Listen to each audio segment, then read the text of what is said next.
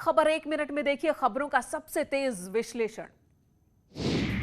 CM Yogi Adityanath आज देवरिया दौरे पर पहुंचे, जहां उन्होंने निर्माणाधीन मेडिकल कॉलेज का निरीक्षण किया। 28 एकड़ में बन रहे इस मेडिकल कॉलेज का नाम तपस्वी महात्मा महर्षि देवरावा बाबा के नाम पर रखा गया है। 541 बेड का ये मेडिकल कॉलेज सभी अत्याधुनिक सुविधाओं से लैस होगा। सीएम योगी आज निर्माण कार्य कैसा चल रहा है इसको परखने पहुंचे थे। महर्षि देवरावा बाबा मेडिकल कॉलेज में प्रवेश के लिए ये कॉलेज पूरी तरह तैयार है। नेशनल मेडिकल काउंसिल की इंस्पेक्शन के साथ जैसे ही अप्रूवल प्राप्त होगा, आदरणीय प्रधानमंत्री जी के कर कमलों से प्रदेश के उन 9 मेडिकल कॉलेजेस का हम एक साथ शुभारंभ करवाएंगे। बता दें कि इस मेडिकल कॉलेज का पीएम मोदी 30 जुलाई को वर्चुअली लोकार्पण करेंगे। प्रधानमंत्री नरेंद्र मोदी 30 जुलाई को सिद्धार्थनगर से यूपी के कुल 9 मेडिकल कॉलेज का लोकार्पण करेंगे, जिसमें देवरिया का ये मेडिकल कॉलेज भी शामिल होगा। कांग्रेस सांसद राहुल गांधी के आम वाले बयान पर सियासी बखेड़ा शुरू हो चुका है। राहुल गांधी ने कहा कि उन्हें यूपी का आम पसंद नहीं, आंध्र प्रदेश का आम उनका पसंदीदा है। राहुल गांधी से हल्के फुल्के अंदाज में पूछे गए इस सवाल का वीडियो वायरल हो रहा है। I don't like UP arms. I like Andhra. Andhra. We thought only Kerala. I like Andhra. It's a matter of taste. Which one? The Seri? Langra is still. Langra is doable. The Seri is too sweet for me. Congress का कहना है कि ये कोई मुद्दा नहीं, विघटनकारी नीति बीजेपी की है। अब आम जैसे स्वाद जैसे विषय पर अब बोल रहे हूँ। अरे भाई, उन्होंने पूरा सुन तो लेते, उन्होंने कहा हमें लंगड़ा भी पसंद है, मीठा होता है। वहीं केंद्रीय गृह राज्य मंत्री का कहना है कि राहुल को अमेठी की जनता ने हरा दिया, इसलिए उन्हें अब यूपी के आम पसंद नहीं आ रहे। राहुल गांधी उत्तर प्रदेश में चुनाव हारे हैं अमेठी से, जो उनकी एक पुश्तैनी सीट थी, वहाँ से चुनाव हार गए हैं। तो आम अगर उत्तर प्रदेश के नहीं पसंद हैं तो ठीक ही कह रहे हैं। टोक्यो ओलंपिक में आज भारत को पहली कामयाबी मिली। वेट लिफ्टिंग में महिलाओं के 49 किलोग्राम भार वर्ग में मीराबाई चानू ने रजत पदक जीता। क्लीन एंड जर्क के पहले प्रयास में मीराबाई चानू 110 किलोग्राम का वजन उठाने में कामयाब रही। वहीं दूसरे प्रयास में मीराबाई चानू ने 115 किलोग्राम का वजन उठाया। हालांकि तीसरे प्रयास में वो नाकाम रही। इसमें वो 117 किलो का वजन उठाने का प्रयास कर रही थी। मीराबाई चानू वेट लिफ्टिंग में सिल्वर मेडल जीतने वाली पहली भारतीय महिला बन गई हैं। 21 साल पहले कर्णम मल्लेश्वरी ने ओलंपिक में कांस्य पदक जीता था। इतनी बड़ी खुशी आज बहुत ज्यादा, मैं बता नहीं सकती। बहुत खुश हूँ, बहुत ज्यादा खुश हूँ। इस मेडल के लिए बहुत मेहनत करी है, क्योंकि पहले कर्णम मल्लेश्वरी ने 2000 मेडल जीता था और आज इस ट्रिप में अब एकमात्र महिला थी। तो it is a proud feeling of India. हाँ, मैं सारी वेट लिफ्टर, इंडिया की वेट लिफ्टर्स सबको मैं बहुत प्राउड फील करती हूँ, खुद को भी, क्योंकि ये हमारी वेट लिफ्टिंग के लिए सेकेंड गोल्ड ओलंपिक के लिए मेडल है। तो मैं बहुत खुद को भी बहुत प्राउड करती हूँ और इंडिया वेट लिफ्टिंग फेडरेशन को भी मैं थैंक यू बोलना चाहती हूँ। मेरा कोच, फैमिली, जो भी मेरा सपोर्ट है, मैं थैंक यू बोलना चाहती हूँ।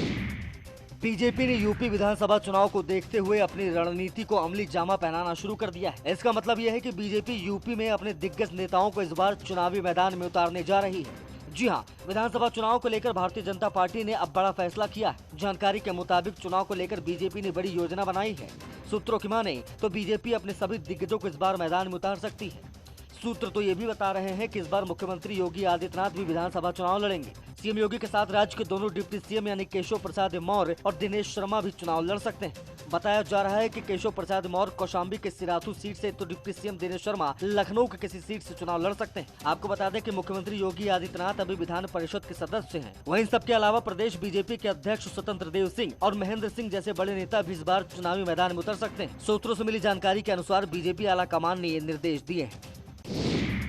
गुरु पूर्णिमा के अवसर पर हजारों श्रद्धालुओं ने प्रदेश में कोविड गाइडलाइंस की धज्जियां उड़ा दी। अयोध्या में गुरु पूर्णिमा के मौके पर सरयू के तट पर श्रद्धालुओं का जन सैलाब उमड़ पड़ा। श्रद्धालुओं ने सरयू नदी में स्नान किया, लेकिन किसी ने कोरोना नियमों का पालन नहीं किया। चित्रकूट पहुंचकर भी श्रद्धालुओं ने मंदाकिनी नदी में स्नान कर भगवान कामदगिरी की पूजा अर्चना की, लेकिन स्नान के दौरान किसी ने भी कोविड नियमों का पालन नहीं किया।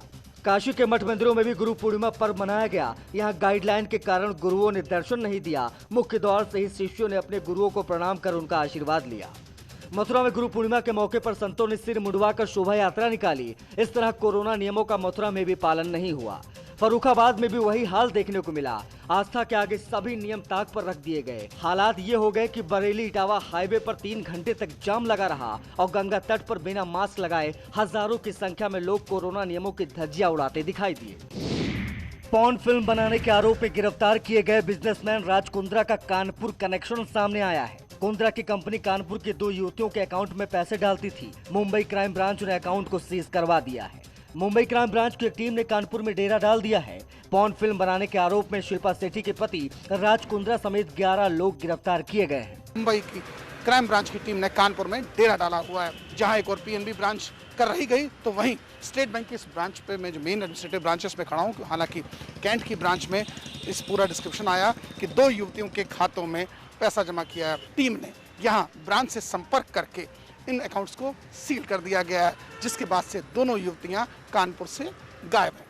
बर्रा और कैंट स्थित बैंकों में खुले खातों में दर्जनों बार लेन-देन के सबूत भी मिले हैं। एक लड़की के खाते में 2,32,45,222 रुपए और दूसरी लड़की के खाते में 5,59,151 रुपए जमा पाए गए। मुंबई पुलिस ने राज कुंद्रा के 11 सहयोगियों के 18 बैंक खाते सीज किए हैं। इनमें 7,31,00,000 रुपए जमा है। आजमगढ़ में जिला प्रशासन ने माफिया खंड सिंह उर्फ कुंटू सिंह की 1,82,00,000 की संपत्ति कुर्क की। जिलाधिकारी के आदेश पर मेहनगर तहसीलदार और तरवा थाना प्रभारी पुलिस फोर्स के साथ जमुआ गांव पहुंचे और अखंड सिंह और उनकी पत्नी वंदना सिंह की अचल संपत्ति को कुर्क किया गया। पुलिस की इस कार्रवाई से माफियाओं में एक बार फिर से हड़कंप मचा हुआ है। कुख्यात गैंगस्टर अखंड प्रताप सिंह और उसकी पत्नी वंदना सिंह के नाम की अपराध जगत से अर्जित संपत्ति की कुर्की के आदेश जिलाधिकारी महोदय द्वारा किए गए थे और इसकी जब्तीकरण की कार्रवाई कल राजस्व अधिकारीगण द्वारा और पुलिस के अधिकारियों द्वारा ग्राम नदवा और जमुआ में की गई। बता दें कि पूर्व ब्लॉक प्रमुख अजीत सिंह की हत्या के आरोप में गिरफ्तार अखंड प्रताप सिंह इस समय बरेली जेल में बंद है। संपत्ति कुर्क करने का यह आदेश जिलाधिकारी राजेश कुमार ने 1 सप्ताह पहले ही दे दिया था। ऊधम सिंह नगर के किच्छा में अपनी होर्डिंग फाड़ दिए जाने से एक ग्राम प्रधान और उनके पति इस कदर नाराज हो गए कि मुख्यमंत्री पुष्कर धामी के काफिले के आगे धरना देने की जिद करने लगे।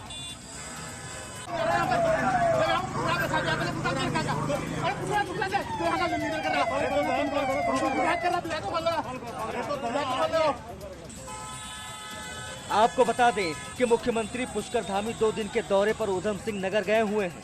आज जब सीएम का काफिला शांतिपुर गेट के आसपास पहुंच रहा था, उसी समय ग्राम प्रधान संघ के अध्यक्ष दीपक कांडपाल और उनके पति ललित कांडपाल पुलिस से झगड़ने लगे।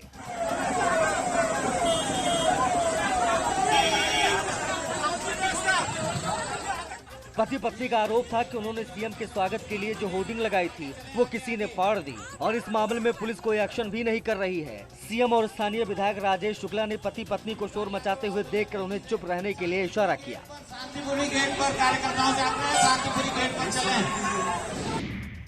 नैनीताल में वीकेंड पर पर्यटकों का जमावड़ा लगना शुरू हो गया है। शहरों से बिना RT-PCR रिपोर्ट के नैनीताल पर्यटक तेजी से आ रहे हैं। 6 पर्यटकों में कोरोना की पुष्टि की गई है। नैनीताल में भीड़ बढ़ने के साथ ही पुलिस ने 12 पत्थर पर पर्यटकों को रोका। बिना RT-PCR रिपोर्ट और होटलों में बिना बुकिंग के जा रहे पर्यटकों को वापस भेज दिया गया।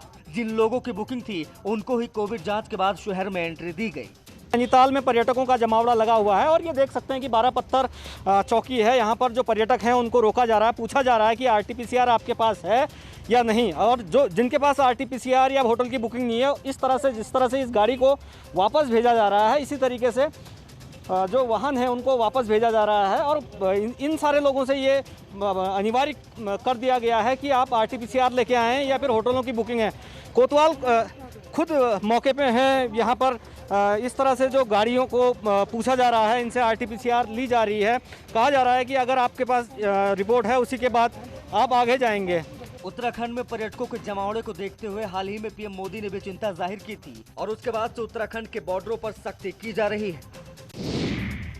लखनऊ में पकड़े गए आतंकियों के 3 साथियों ने एटीएस की पूछताछ में बड़ा खुलासा किया है। सूत्रों के माने तो कल देर रात इन्हें कानपुर लाया गया था, जहां नई सड़क, बेकनगंज, चमनगंज समेत कई क्षेत्रों में छापेमारी भी की गई। पूछताछ में पता चला है कि लईक ने आरोपियों को पिस्टल उपलब्ध कराई थी और कानपुर के आफाक ने इसकी मदद की थी। एटीएस अब उसकी तलाश कर रही है। आफाक अभी फरार चल रहा है। एटीएस की छापेमारी के बाद से कानपुर पुलिस भी अलर्ट पर है। संवेदनशील क्षेत्रों में पुलिस गश्त कर रही है। लखनऊ से पकड़े गए 2 आतंकियों के 3 साथियों ने एटीएस की पूछताछ में बड़ा खुलासा किया है। चाहे बात करें मुस्तकीम की, शकील की या लईक की। लईक ने इस बात को एडमिट किया कि उसने दोनों आतंकियों को लेकर वो कानपुर आया था रिवॉल्वर खरीदने के लिए। यही उसकी आफाक से मुलाकात हुई। अगर आफाक की बात की जाए तो आफाक चमनगंज ले गया रिवॉल्वर दिलाने के नाम पर। डील 1 सप्ताह बाद की थी, जब से एटीएस ने छापेमारी की है उसके बाद से कानपुर पुलिस भी एक्शन मोड में साफ तौर पर दिखाई दे रही है, क्योंकि इस क्षेत्र के अंतर्गत ही इस रिवॉल्वर की डीलिंग हुई थी। दरअसल कानपुर के कई लिंक सामने आए हैं। मोबाइल भी कानपुर के रहमानी मार्केट से लिए गए थे, जिसका खुलासा पहले ही हो चुका है और लगातार रिमांड में। यहाँ रुकेंगे एक ब्रेक के लिए, तुरंत लौटेंगे।